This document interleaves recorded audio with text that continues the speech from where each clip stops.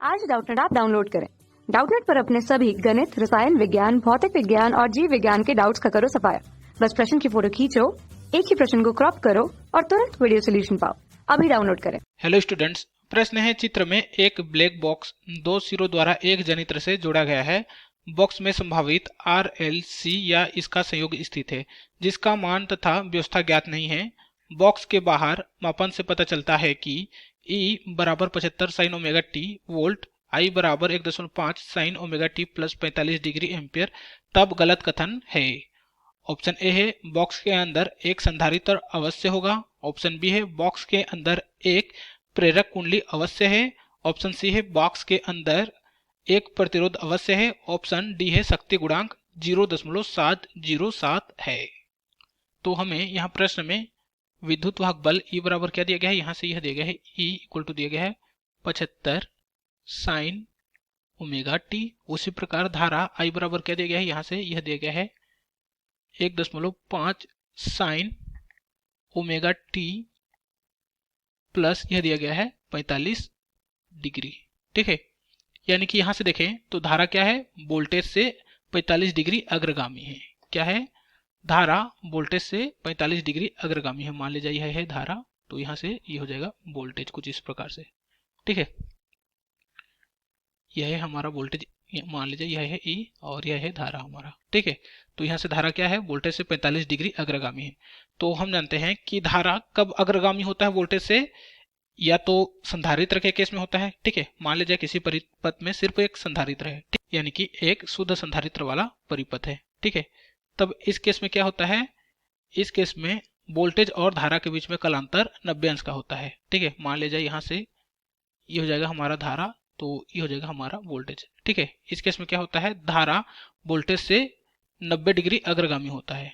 क्या होता है, धारा वोल्टेज से 90 डिग्री अग्रगामी होता है। ठीक है, किंतु यहाँ धारा क्या है, वोल्टेज से 45 डिग्री अग्रगामी है। ठीक है, तो यह कॉम्बिनेशन होगा आरसी परिपथ का। ठीक है, या फिर आरएलसी होगा।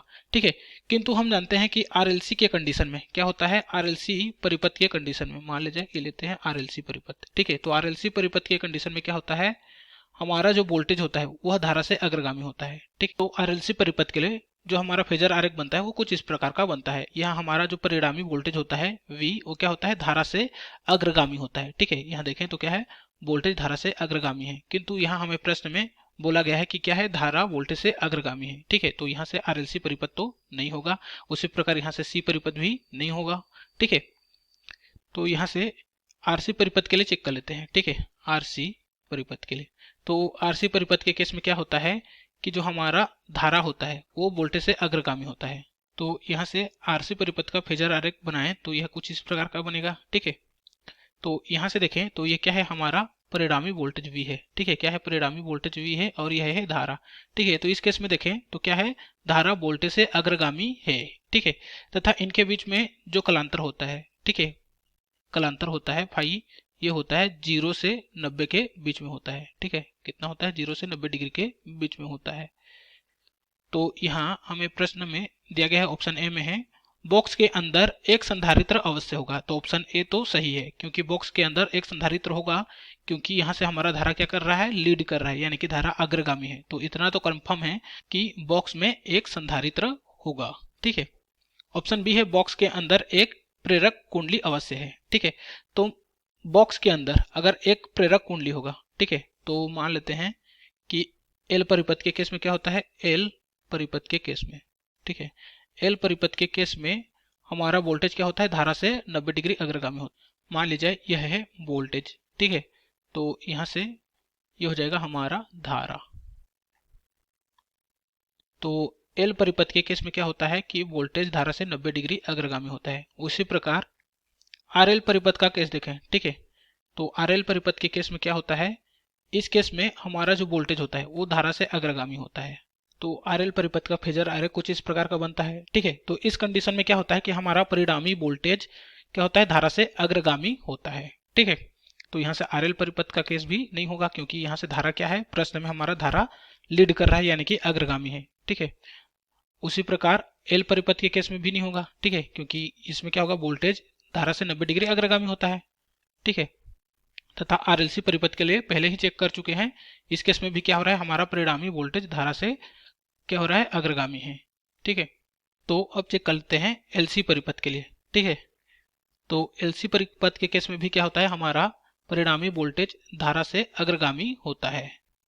तो एलसी परिपथ के लिए हमारा फेजर आरेख कुछ इस प्रकार का बनता है। इस केस में भी हमारा परिणामी वोल्टेज V क्या है, धारा से अग्रगामी है। और कितने डिग्री से अग्रगामी है, 90 डिग्री से। ठीक है, तो यहाँ से एलसी परिपथ का भी केस नहीं होगा। ठीक है, तो अगर परिपथ में एक भी प्रेरकत्व हो रहा है तो हमारा जो वोल्टेज है वो क्या हो रहा है, अग्रगामी हो रहा है। ठीक है, तो इतना तो कंफर्म है कि इस बॉक्स में प्रेरक तो नहीं होगा। ठीक है, क्या नहीं होगा, एक प्रेरक नहीं होगा। तो यहाँ से हमारा ऑप्शन भी क्या हो जाएगा, गलत हो जाएगा, क्योंकि यहाँ से धारा हमारा क्या है, अग्रगामी है। यदि इस बॉक्स में प्रेरक होता, ठीक है, यानी कि प्रेरकत्व होता, तो हमारा वोल्टेज क्या होता, धारा से अग्रगामी होता। ठीक है, तो यहाँ से हमारा ऑप्शन बी भी क्या हो जाएगा, गलत हो जाएगा। ऑप्शन सी है, बॉक्स के अंदर एक प्रतिरोध अवश्य है। ठीक है, तो यदि बॉक्स के अंदर सिर्फ प्रतिरोध होता, ठीक है, क्या होता, सिर्फ प्रतिरोध होता, तो इस केस में क्या होता, वोल्टेज और धारा के बीच में कलांतर 0 का होता। ठीक है, क्योंकि इसमें क्या होता है, वोल्टेज और धारा दोनों समान कला में होते हैं।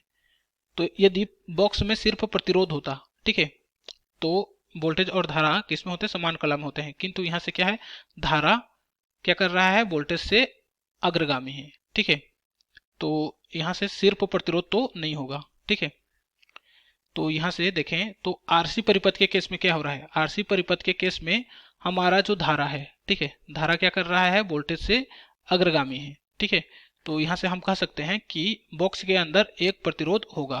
क्या होगा, एक प्रतिरोध होगा। ठीक है, तो ऑप्शन सी क्या है, सही है। ऑप्शन डी है, शक्ति गुणांक 0.707 है। ठीक है, तो हम जानते हैं कि शक्ति गुणांक क्या होता है, शक्ति गुणांक कॉस फाई को हम क्या कहते हैं, शक्ति गुणांक कहते हैं। ठीक है, जहाँ फाई क्या होता है, ये होता है हमारा कलांतर।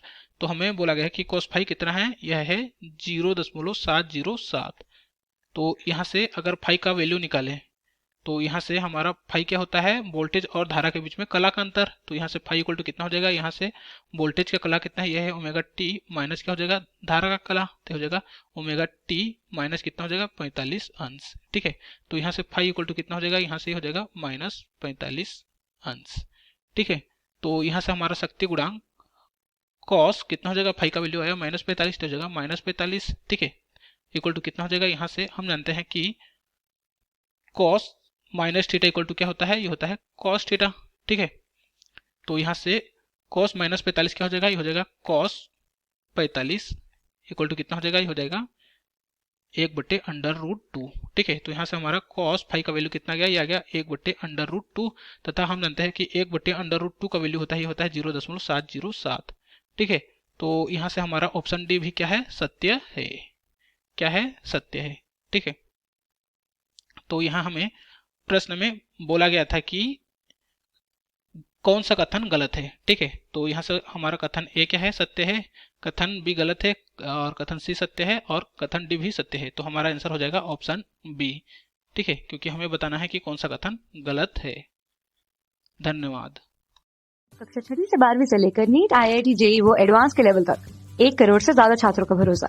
आज ही डाउनलोड करें डाउटनेट ऐप या व्हाट्सएप करें अपने सारे डाउट्स 8400 400 400 पर।